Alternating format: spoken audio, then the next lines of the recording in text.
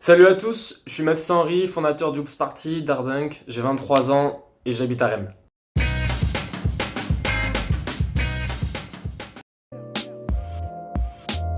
Alors, le Hoops Party et Ardunk, c'est deux choses qui sont liées. Tout simplement, j'ai créé Ardunk en décembre 2013. C'était pour but de mettre le dunk en avant, de faire du dunk un sport à part entière.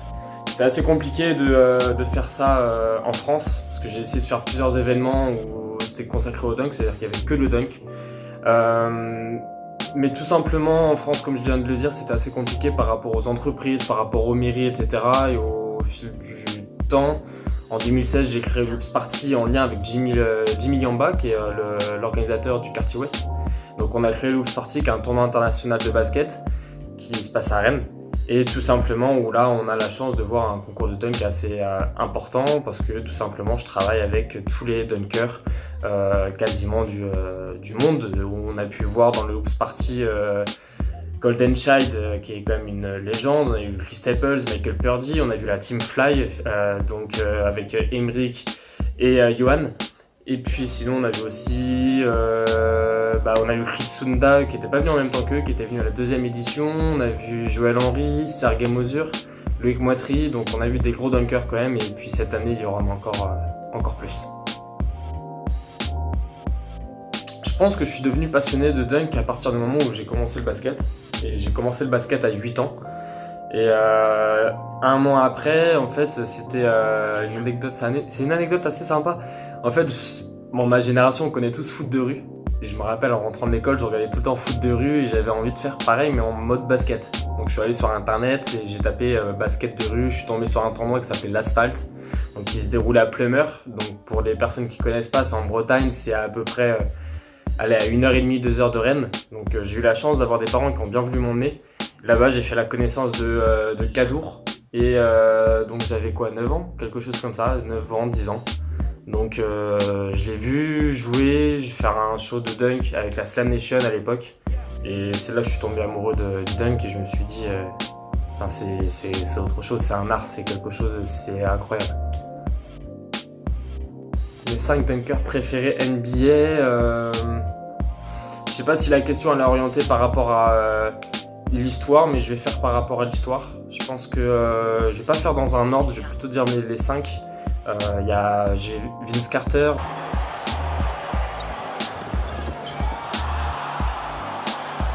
Zach Lavine. Oh, yes he is. But I'll tell you, he's unbelievable. Okay, you put Jordan on your back. You have Michael Jordan.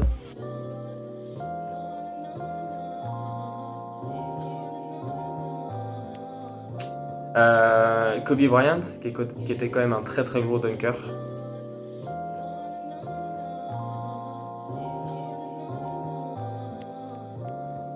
Et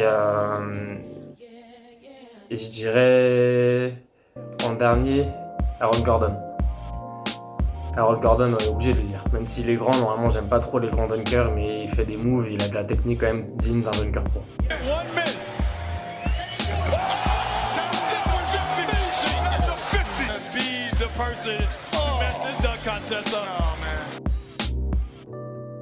Ah. Je dois être objectif là parce que normalement j'ai pas en tant que fondateur d'Ardunk, je sais pas si je suis obligé de dire Cadour qui m'a énormément soutenu, Cadour Zeni qui est je considère comme pour moi le dunker le plus influent de l'histoire. Vraiment je pense qu'il a influencé beaucoup de générations, donc je dirais Cadour.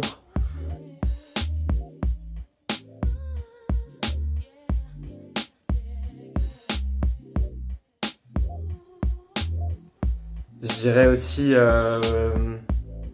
c'est compliqué la question. Je dirais Chris Staples pour sa grâce dans les airs.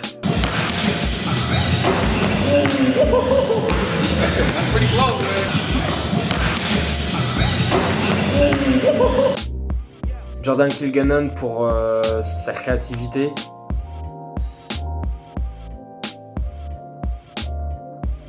Kenny Dobbs, il m'a inspiré, Kenny Dobbs, quand j'étais petit, franchement, je pense que c'est l'un des mecs qui m'a vraiment aussi donné envie de travailler dans le dunk.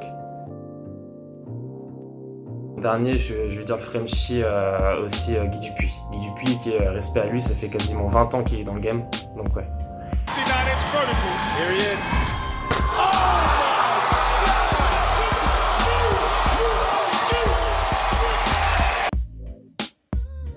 Je pense que c'est Aerobzer.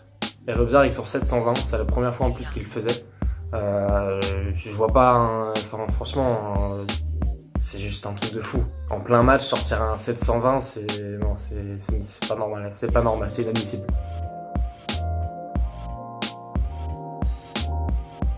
Là, j'ai vu énormément de dunk dans ma vie. Franchement, il y a un dunk que j'aurais pu voir en exclusivité, c'était le double between the legs, donc 2 fois entre les jambes. C'était à Los Angeles quand j'étais parti avec Chris Staples là-bas justement. On avait un événement, lui il était en Chine à ce moment-là, j'étais resté pas mal de temps à Los Angeles donc j'avais pu faire pas mal d'événements. Et j'étais allé à un événement de Nike pour la sortie, c'était les dunks, c'est des super dunks ou je sais plus exactement ce que c'était comme paire de chaussures, bref c'est pas ça le sujet, mais il y avait Jonathan Clark qui était dans l'événement. Et à la fin de l'événement, il faut savoir que pendant toute la journée, ils avaient fait que dunker. À la fin de l'événement, il était quand même assez KO. Et il avait essayé de passer le double de Ryder. Franchement, il était très très proche. J'étais impressionné. Et sinon, il y a Myrie Bowden qui m'a impressionné quand il avait fait un dunk pareil à cet événement-là où il avait l'épaule qui était au niveau de l'anneau. Il y a Michael Purdy qui m'a énormément impressionné aussi par sa facilité avec 2 mains, 2 ballons l'année dernière pendant le Hoops Party où il avait fait un double moulin à vent avec 2 ballons. C'était assez parce que c'est très technique. Jordan Kilgannon lors du show d'Ardunk qu'on avait fait en 2015 où il avait fait le Scorpion par-dessus Loïc Moitry et par-dessus une moto, par-dessus une Harley Davidson qui était impressionnant. Et sinon après, ça c'est ce que j'ai vu moi de mes propres yeux, mais je pense sinon le plus technique c'est le Lost and Found de Jordan Kilgannon.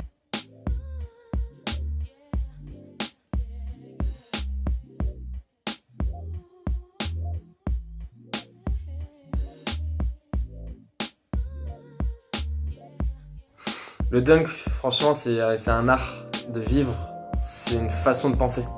C'est-à-dire que tous les dunkers, je pense, ou même les basketteurs qui sont passionnés de dunk, c'est une façon de voir la vie différemment. C'est-à-dire que le dunk, si on veut devenir dunker, c'est une façon de vivre. C'est-à-dire qu'on ne peut pas être dunker si on a une condition de vie qui est dégueulasse. C'est un tout en fait. Vraiment, et ça s'applique dans toutes les conditions, dans chaque style de vie.